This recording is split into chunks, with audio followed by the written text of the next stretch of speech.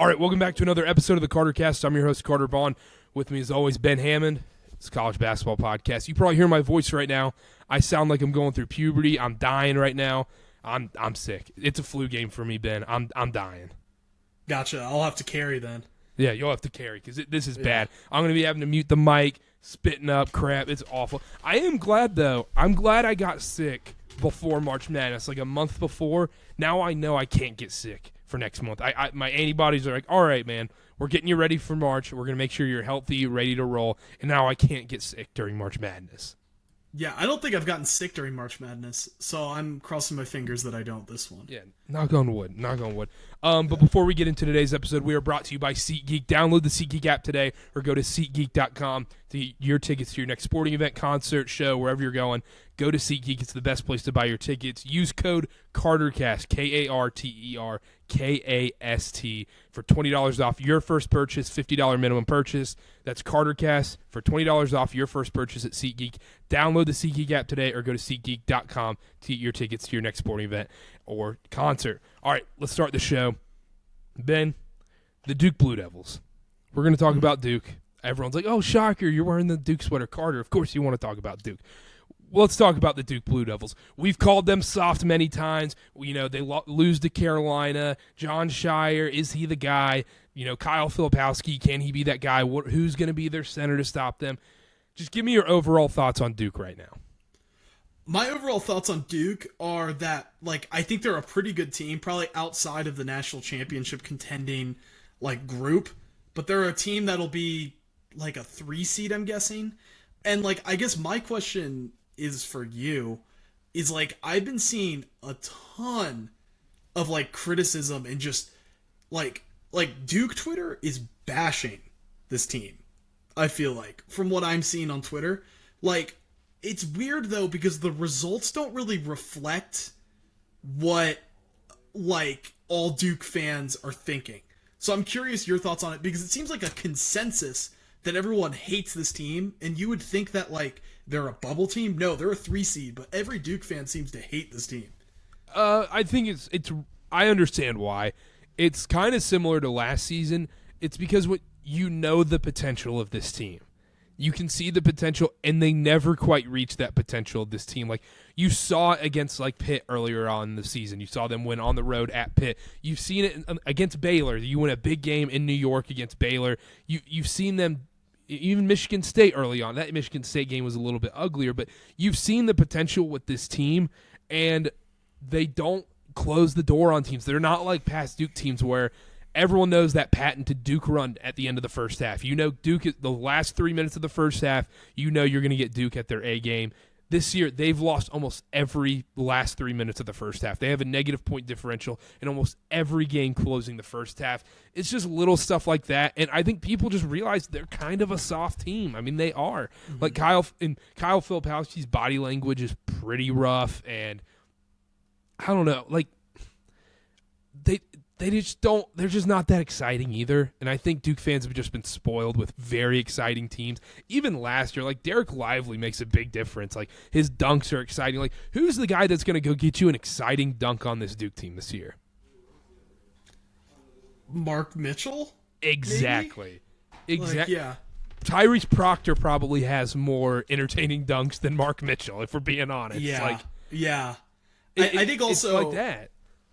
I think from my point of view, too, is it's very obvious, Duke's roster flaws, which is really, you basically have Kyle Filipowski, Mark Mitchell, who's not quite what you wanted him to be in his second year.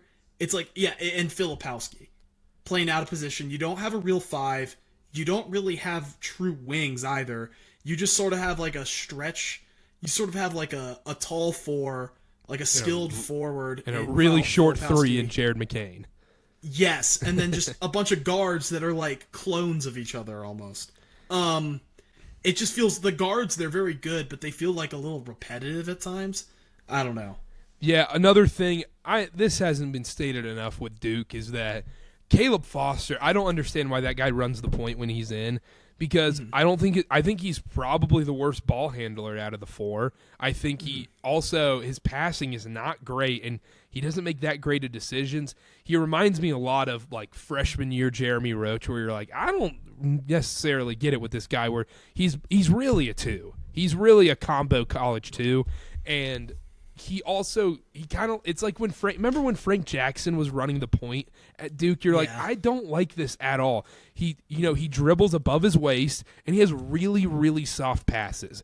If you're a point guard, you cannot have soft passes. You can't pass the ball soft, and he's not very decisive. And like you said, it's repetitive with these guards.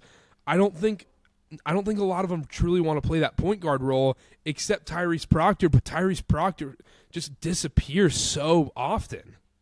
Yeah, you've got like 6'3". You have like 4 6'3" to 6'5" combo guards. Yeah, we have a bunch of Quinn Cooks. Yes, and then Kyle Filipowski and Mark Mitchell. Yes, and Ryan Young. Don't forget. And Ryan Young. Yeah. Podcast boy. Yeah, but no, I mean, the thing is, I think this Duke team can turn it around. I will say this, that Jared McCain is probably their best player. He's so good. He's unbelievable. And for college basketball's sake, for my own sake, and maybe even for his sake, he needs to stay in college one more year. He needs to stay at Duke one more year. I know he's a first-round pick. They need to do whatever NIL deal. Talk to Coach K's goons. Do whatever you got to make. Make the deal with the devil with Coach K. Talk to TikTok. Talk to whoever you have involved. to. Yeah. Make sure Jared McCain stays at Duke for one more season. He's going to make more money at Duke if he stays anyways, than he would in his first year in the NBA. He could be the face of college basketball next season. Him playing with Cooper Flagg. Yeah, that'd be nasty. That'd be nasty. I can't wait for March 2nd when you have to deal with Jared McCain with his painted fingernails. Because he's going to be that freshman that goes off against Virginia in that game. He is. He is. And if you guys win, it's going to be you guys are going to win by 4, and it's going to be because he's hitting clutch shots down the stretch. Yeah, he's like 6 for 8 from 3. Yeah. But we only have 60 points. The way I'd identify it with is when I think of at least Virginia, when it's like, okay, Virginia's playing Duke, who do I want on McCain? I want Beekman on McCain, which means that I think he is the best guard on the team because I'm saying Beekman should be on him. Yeah. So. I think also Duke fans haven't realized how injured Jeremy Roach is, because I don't even think he's practicing. I think he's in that Seth Curry role. Yeah. Seth Curry, his last year at Duke, he didn't practice at all because he had horrible shins or something like that. And I think Jeremy Roach is in that same boat. I don't even think he's practicing at this point. I think you can kind of see that too in their game. I will say for Duke, so I've been out on them. I said after, what game did they get upset in? It wasn't Georgia Tech. They lost. They were close to Georgia Tech. Who else did Duke lose to on the road? I'm blanking here. On the road? Who else? It was in the ACC. I mean, they lost to Pitt at home. Pitt at home. That was it. It was Pitt at home. After the Pitt at home game, I said, I'm out. Not a national title team. I've talked myself back in a tiny bit. March 2nd decides it for me. I know a lot of people will say, oh, what about, the Carolina game? Oh, what if they beat, at Wake? They're going to beat Carolina at home. Yeah, I'm pretty confident in that game for some reason. I don't know why. March 2nd is going to be the telling game for me, because also when the calendar hits March, Jeremy Roach turns into a different player. And Virginia, that is a great test to tell if you're a national title, Final Four caliber team. If you can beat that team, I don't care if this Virginia team is an NIT team. Beating Virginia is never easy. It's never easy unless you're Notre Dame in December for some reason. But for a Duke-Virginia game, it's never easy. And ask Paolo Banchero. Yeah. That was an NIT team. Yeah, I know. Virginia won in Cameron.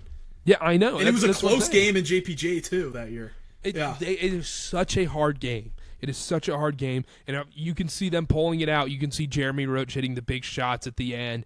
And Kyle Filipowski looks good, stays out of foul trouble. That's a real telling game for Duke fans. Obviously, their schedule stinks down the stretch, but that game is going to be really telling for me. I agree. I think, Yeah, they've got a tough schedule down the stretch. I think they're going to win some. I still am feeling like in March we're going to go into the tournament with some hype around Duke. I think they're going to like have a couple of performances that make people buy back in. I think it'll be the Carolina game. I think so too. I think it'll be the Carolina game. I don't think they're very impressive in DC for the ACC tournament. I think because a lot of those guys won it last year. Last time they were in DC, they went 1-1 with the Brandon Ingram team. I see a similar result. I see them winning Thursday against, one of the Pitts of the world, NC States of the world, and I see them losing Friday night in DC. I don't see them making a tournament title run. I see Carolina, Virginia in the ACC title game. That's what I was going to say. Maybe that's just because it's in DC. It was that last time. And that's what it was last time, exactly. Maybe that's it. But I also, if that one feels right to me for some reason. Mm-hmm. I think UVA beats UNC at home at the end of this month, and then I think UNC beats Virginia in the tournament. That's DC, yeah. Yeah, I agree with that too. But let's transition a little bit. We want to do this segment. Let's talk about the title winners. Who do we actually believe can win the NCAA title this year in March? I think we did it on our first show. We were like, okay, this is a legit team. This is not. We've had more of a sample size. Let's get some obvious ones out of the way. We obviously know Purdue is a national title team. We obviously know, I would say Arizona. I don't think that's much of a point of contention, right? Mm-hmm. Mm-hmm. UConn. Yes. So I believe they are. Like I don't want to discredit UConn. They're unbelievable. Dan Hurley's ridiculous. Like they're such a good team. They're on a roll. Like they're balling out. I don't think they've lost a game in the year 2024 yet. UConn is unbelievable. With that being said, this is the absolute best time to sell high on UConn. The absolute best time. They've had a sneaky, not super hard schedule. Yeah, I agree. And the fact that they're sort of doing well, like, I don't know. Like, I feel like they need to be disrespected. Like, you look at their schedule, like, and let's not pretend that they've, like, blown everybody out of the water. In recent memory, yes, but guess who they played? Possibly the two worst teams in Power 5 basketball right now, DePaul and Georgetown. That's who they destroyed. Yes, they destroyed St. John's, but St. John's is a first-half team. Everybody knows that. That team can beat – a Rick Pitino team can beat anybody, even the 2015 Golden State Warriors in the first half, but they will never win a second half ever in their lives. But you go through the schedule, probably their best win in the year 2024, like since the calendar year turned, is probably home against Creighton, right? Yeah. And then they lost at Seton Hall. And then you look at their non-conference. During the non-conference, it felt like UConn was always playing in these big games. But it's because these teams weren't as good as we thought they were. They played Indiana. They played Texas. Those teams clearly are not what they should be or what we thought they were going to be. And then a bunch of them are like random crap teams. They played at Kansas. Kansas, not the team I don't think people thought. They were a number one preseason team, and they lost at Kansas. Fog Allen, super hard to play at. Kansas is undefeated there, and it was a close game, don't get me wrong, but they didn't win that game. They beat Carolina, good win. At Gonzaga, that's not the win we thought it was. That's not the win we thought it was going to be going into this year. They really haven't played that many teams. Now, like I said, they are a national title team. They are that good. But this stretch, this is the time to sell high on UConn. They got to play Marquette twice. They got to play at Creighton. They got to play Villanova again, who gave them fits last time. They got to play Seton Hall, who already beat them this season. And they got to play at Providence to close the season. There's a chance they lose 3 of those. Yeah, no, I agree. I'd expect them to lose 2 or 3 of those games. I do think UConn's definitely in that category. But yeah, like I also just am like, do you really close your eyes and go like, this UConn team's going to repeat? No, but I still want to put them in that national title contending group because like they deserve it. Yeah, absolutely. You know, but I still don't think it'll happen. Yeah. Houston, easy yes for me. Yes. How many more do you have? I have probably 4 more. 3.5 because one of them is Duke, and so I don't know if that counts because I'm just going to say yes to Duke. I've got one more. Tennessee. 2 more. Tennessee, and yes. then yes, Marquette. So Marquette's a national title contender for you. I believe they are too. I like Marquette because I think they're flying under the radar, kind of like UConn did last year. Mm-hmm. I think this is a team that's going to get it together. They've been shooting the ball from 3 a lot better lately. I think this is a team that is like a sneaky 2 seed that no one's really talking about. That I would buy low on. And you know what I do like about them is they didn't peak in January like some of these teams. Mm-hmm. That's when January they were like, hey, they lost to Seton Hall and Butler, I believe, and they're kind of turning that corner, getting hot at the right time, like you said, kind of sneaking up on teams. I'm very curious to see how they play UConn this weekend. That's going to be a very eye-opening game on both sides. And we talked about R.J. Davis potentially being that, the name in March. Marquise Noel was it, and the Kemba guys, whatever. Tyler Kolek could be that guy. Absolutely. He's so good. He's an absolute nasty. baller. He does that little kind of half walk into the lane and he does that floater, kind of the Trae Young floater where he bumps off the guy, and he also he's a villain. He's a villain. Oh, he is. He gets where he wants. Yeah, he's a heel. He's a total heel. His Tar feet, heel. His footwork is unbelievable. Kansas. It is. No. I don't believe Kansas is a national title team either. Mm-mm. I don't believe McCullough's injury. You can't take the Texas Tech game as the example, but you also can because that means Hunter Dickinson isn't the best player on this team. No, it's not. He's not. The problem is they have 4, maybe 5 good players. They've got no depth. And also their guards I don't think are good enough. No, they're not. Yeah, so I say no to Kansas too. I sold Kansas stock before the season, so shout out me. Mm-hmm. Carolina. Nope. I don't see it either. Mm-mm. I don't see it either with this Carolina team. They can't win 6 games. That they feel like the all-time we peaked in January team. Yeah. And it's easy to say oh, you're just a hater, Carter, because you're a Duke fan and hate Carolina, but if you watch the games, you could see it this whole time that I think their defense has been so overrated this season. Everyone's like, oh, the defense has been their calling card. Oh, the defense is, swarming. When you watch the games, it felt like all these crappy ACC teams were just missing wide open threes against them. And we've seen that the last 4 games, these teams are just hitting those open threes. And also, it's not like they were holding teams to, under 60 points or whatever. Yes, they were beating them by double digits, but they were also giving up, 75, 80 points to some of these teams. That is not sustainable through March. Yeah. No, I agree. And I just don't see, the scoring. I think if Cormac Ryan were shooting, north of 35% from 3, I believe he's been bad. And they need him to be a lot better. And he's also annoying. He is annoying. He's annoying. But, I think Carolina fans are annoyed with him now. Because he's just not very good. He's just not very good. Yeah, and Baycott can't stay on the floor, especially in March. He's going to get into foul trouble immediately. Jalen Washington is just not that guy yet. He needs just one of those off-season from hells that, Jimmy Butler talks about on every podcast. Mm-hmm. I really feel like it's like RJ Davis and Harrison Ingram are the 2 guys that I'm night in and night out, I know what I'm getting from them and I like what I'm getting from them. Yeah, I feel the same about Cadeau, but Cadeau needs but in a different way. Option. Yeah, that's what I was gonna say is that he's setting up his guys, which makes him very helpful, but it feels like they're gonna need more scoring.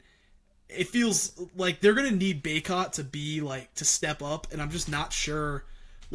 Could you see, they're in the second round, he, turns his ankle again? I don't want to wish I could that. totally I don't want to wish that. I can't say I'm that. I'm not wishing that. But I'm just saying, you could just see that happening, or him getting 3 fouls in the first half of a game that they're losing by, 6, and then things spiral. You could just see something like that. I do believe R.J. Davis could be a guy in March and where he goes off for 35 in a couple games, whatever. But I also see the opposite of where, and we've seen it the last few games, where R.J. Davis is very capable of going 2 for 12 from the field. He is. And that hurts them a lot. When he's not on, it's where are you getting your offense? No, you're really not, unless it's just sort of like, at that point, you're just giving it to Baycott and just being like, go score. Yeah, and like people will talk about the Duke games, like, okay, man, Harrison Ingram's not hitting, 6-3? He hit 5 threes against Duke. That's not happening again. That's not happening, and I do like Harrison Ingram a lot. I love Harrison. I think he's a great player. Yeah, Carolina transfers have not been great. Like Brady Manick, obviously great. He's turned into that Brady Manick where like, dude, this guy's good. But the Justin Pierces and the Christian Keelings, like I was a little nervous on the Harrison Ingram hype. He's been more than anything expected. Let's move on. Duke. I'm gonna say yes, but even though in my heart of hearts I don't believe it. I say no. And then Iowa State, no shot. Nope. Auburn. No. You know what? Anybody from the SEC that's not named Kentucky, do you see them winning a national title? Tennessee. Tennessee. Meant to say Tennessee. So any team not named Tennessee in the SEC, could you see them winning the national title? Kentucky. Even now? I'm not quitting. Because if they do learn how to play defense, they're scary. Ben, you know they're like the slutty X. They really are. And like I'm saying, like I'm going to get to the end of this month and I'm going to say, okay, I'm done with her forever. And then the bracket's going to come out and I'm going to be like, I'm back. We're back together and we love each other. We're getting married. Yeah, one fateful horny night, Ben's back into Kentucky. Be like, I can't do the stable thing. I can't do Tony Bennett's defense. I need Kentucky in my life. Yeah, I'm gonna be like, we're back. Like we went to Vegas. We got married. Like we did it. We're committed. I know. I told you about the upset special bracket. For people that don't know, I'm in an upset special bracket. Every year I do. The scoring system is whatever the seed line is, that's the amount of points you get. So if a team's a 7 seed, they win, you get 7 points. And it exponentially doubles each round. So 7 seed moves on to the second round, you get 14. Therefore, you have 21 points if that 7 seed makes the Sweet 16. If Kentucky's a 6 seed, I mean, how do you not pick them to the Final Four? How do you not pick them to the Final Four in an upset special bracket? Yeah. Not even the upset special. I might do it. It depends on who's like in that bracket, but if it's like Kansas 1, UNC 2, easy for me. Anybody in the Big 12 outside of Houston do you see winning the national title? No. I don't either. And that's a point I wanted to get to, where the Big 12 is just a slightly better version of what the Big 10 was for so many years. It's absolutely littered with teams that will make the round of 32 or maybe the Sweet 16. Baylor, BYU, Iowa State, Kansas, Texas Tech, those teams, TCU maybe, they could make the second round. Texas might win a game. Yeah, Texas could. But yeah, they feel like the Big 10 where they get all these teams in and you're all of a sudden like, oh crap, it's the Elite Eight. Houston's the only team left. Yeah. I could see that. Like, I could see a weird scenario. Yeah. Like, I could see, like, 2 or 3 in the Sweet 16, which would be low for the Big 12, I would say, and 1 in the Elite Eight. Because they're probably going to get, 9 teams in? Yeah. And I'd say 9. I would say probably 2 are in the Sweet 16. Yeah.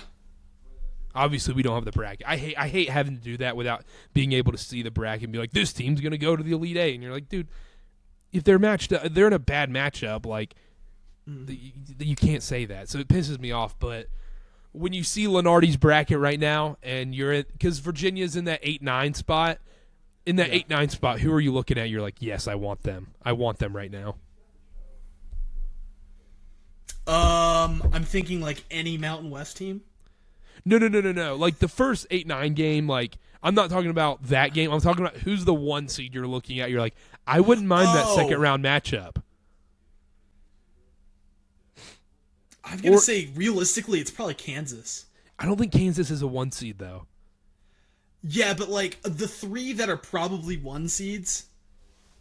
You don't want to. I would say UConn. UConn, yeah. Yeah, I mean, I would say UConn, maybe Purdue, because I feel like if we played Purdue, it's like all the pressure's on you guys, not us. Yeah, but no, I think Purdue would just smack UVA. I think it's UConn.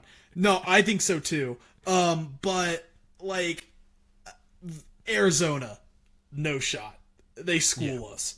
Houston, Virginia could that's a type of matchups make battles and like I think that's where they could hang, but like I still don't think they'd win. UConn's the one I could see. Carolina as a 2 seed if Virginia's in that 7-10 game. Or well, duh, you can't play. That can't happen though. Yeah, duh, I'm an idiot. Sweet 16 somehow, maybe like Carolina falls down to a 4 seed. You guys upset a 1, then you play Carolina. That couldn't happen. Mm-hmm. What's the another one? Tennessee. That would be bad. The same sort of thing with Houston of like where it's like I don't think we win, but I think it's one of those games that just turns into being a disgusting low scoring game, and if that happens, maybe they miss a few shots, we make a few. McNeely scores like 30 points, When I look at the bracket and I see Duke or BYU that I'm like, oh my gosh, why does Lenardi have them in Purdue and like Tennessee's bracket? Like, please, anything, get me into the Wisconsin, UConn, and Kansas bracket. That sounds delightful. That's gonna happen, and I'm gonna be like, there's always that one region every year where you're like, none of the above. Yep. No one. Yep. Like, I hate all these teams. Yeah. Any team, I know we kind of jumped there, but I don't think there's any other team we didn't mention where we believe they could win a national title. No, I don't think so either. Which is crazy. I know everyone loves to talk about this is the most open college basketball has ever been. They say that every single year. I feel the complete opposite about this year. I think so too, because I don't think the top isn't as elite, but the 10 through 25 or whatever in the country, I don't feel like they're as strong as usual. I think it's going to depend on matchups, but yeah, I mean, do you see a world sticks out? Do you see a world BYU sitting in the Elite 8? Maybe, but I don't think so. I don't see it. I don't see them winning 3 games. Is it more likely that they make the Elite 8 or lose in the first round? Oh, easily lose in the first round. They are in danger territory. If they can get to that 4 line, they're a 5. If they're a 5, it's just oh god, Yikes. They're going to be easy. And they're not, and they're playing in Pittsburgh or Charlotte somehow. Yeah, Salt Lake would have to save them. Yeah, if they get in Salt Lake, BYU's winning. Whoever, I don't care who they play. Actually, though, but the pressure is so on them. They would have so much pressure on them going against Will Wade and McNeese State.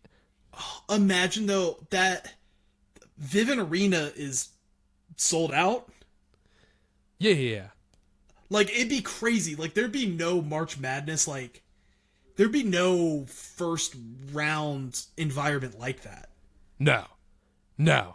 And I think a team like Samford, McNeese State is sort of yikes. Whoa, what did we get ourselves into?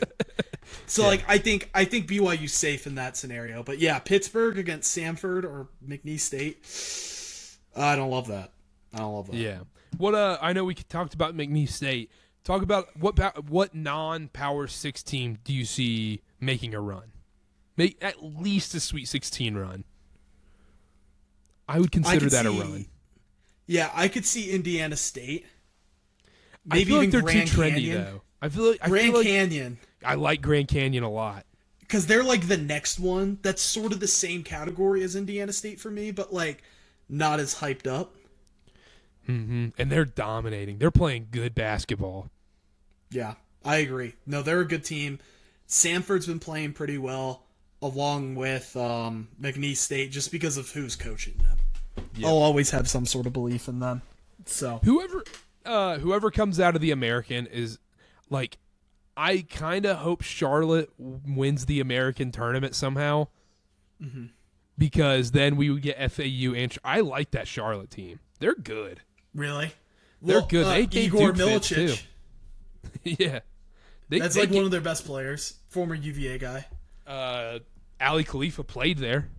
Shout out the 49ers. That's so funny.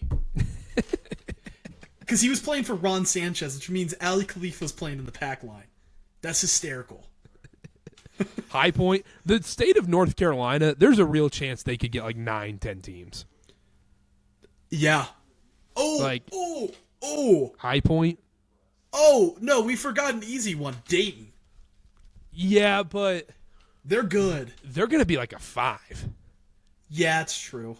And I guess that like, sort of defeats the point of our exercise. Yeah. But they are they're good. I like Dayton a lot. But it's not like they're not like a 5 seed Dayton where you're like, get them out of my face.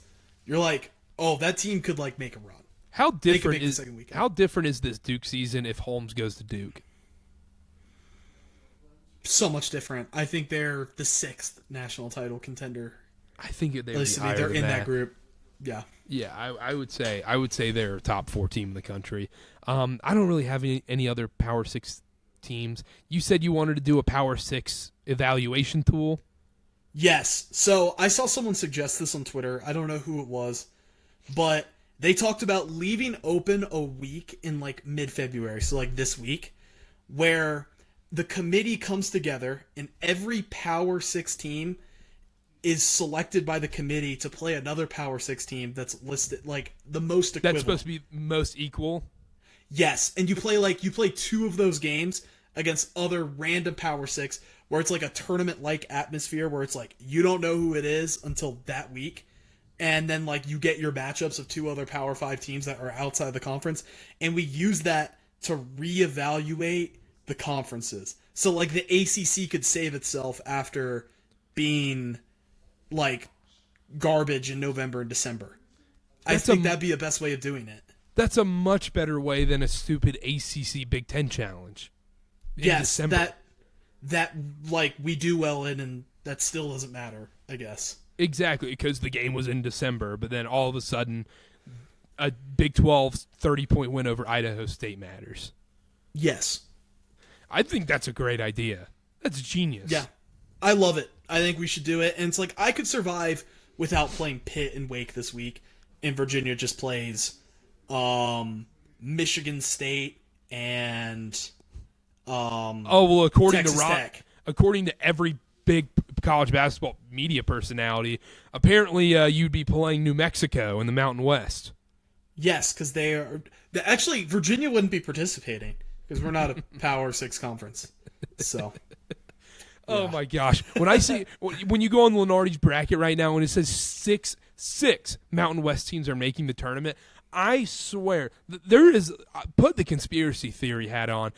The Mountain West is just paying these bracketologists and college basketball media personalities to put out this propaganda and also, if they are, I respect the hell out of it because the ACC, what are you doing? Like Jim Phillips, I've heard him say 3 words in the last year, and it's like, by the way, we're doing. It's a press release. It's like one press release a month, being like, hey, the ACC tournament's returning to North Carolina. Great move. The conference might not exist by then, but great move. Jim Phillips, start paying these people because it seems like it actually matters. It seems like their propaganda and what they're saying actually somewhat matters. We'll find out March 17th when Selection Sunday happens, but. Why does the ACC have such bad PR? It's insane. It's terrible. It's awful. And then whenever like someone steps up, it feels like it's the coaches who are having to do it.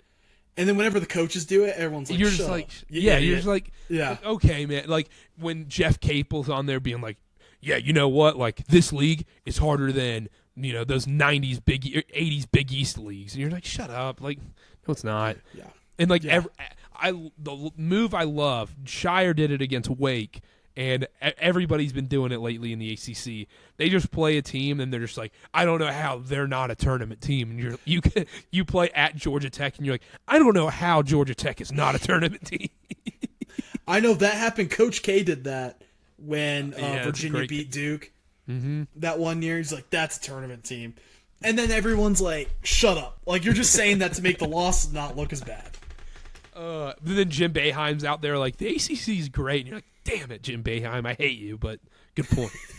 It was like when the worst person ever makes a good point. Yeah, devastating. Jim Boeheim oh man, I can't. I got sent. My brother sent me the clip of Jim Boeheim getting retired in Greensboro last year against Wake Forest. That's beautiful. Glorious. Mm-hmm. Anything else we wanted to hit on? I don't think so. I think we caught up pretty well after not being together. Yeah, for after 2 missing weeks. a week. We won't miss a week. The schedule's going to be Monday, Thursdays. Monday's NBA, Thursdays college basketball, and March Madness. That's just going to be, oh my goodness. Yeah. I'm so excited. We're going to build the set and everything. Saturday. Let's talk about Saturday upset watch real quick. Let's see, February 17th. The big games. I mean, you can't say UConn Marquette is an upset watch game by any means, but who do you see winning that game? I believe it's in UConn. I'm going to say UConn wins a close one in that one. But I would not be surprised if Marquette wins. Yeah, I'm looking at the schedule. Not a great weekend. I like one. A&M's going to go into Alabama and win. After that Vandy loss. Yeah. A&M's going into Bama. Bama's very gimmicky.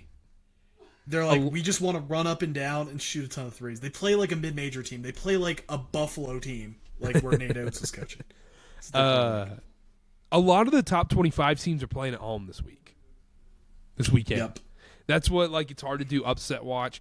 Duke's on upset watch against Florida State. They absolutely are. That's a tough one. I think, I mean, if McCullers is not back, Oklahoma could win that game easily. But who cares? Yeah, no, who cares? Like, it's like, we don't really care unless he's back. I'm going to be interested to see what Kentucky does going to Auburn. Yeah, I think they that's look a little better? Do they rebound? I think here? that's a big test for Kentucky, but also there's no pressure on Kentucky going into that game though, which is nice. There is, there is. I agree with you. Is not, yeah. Yeah, exactly, Yeah, exactly. No pressure.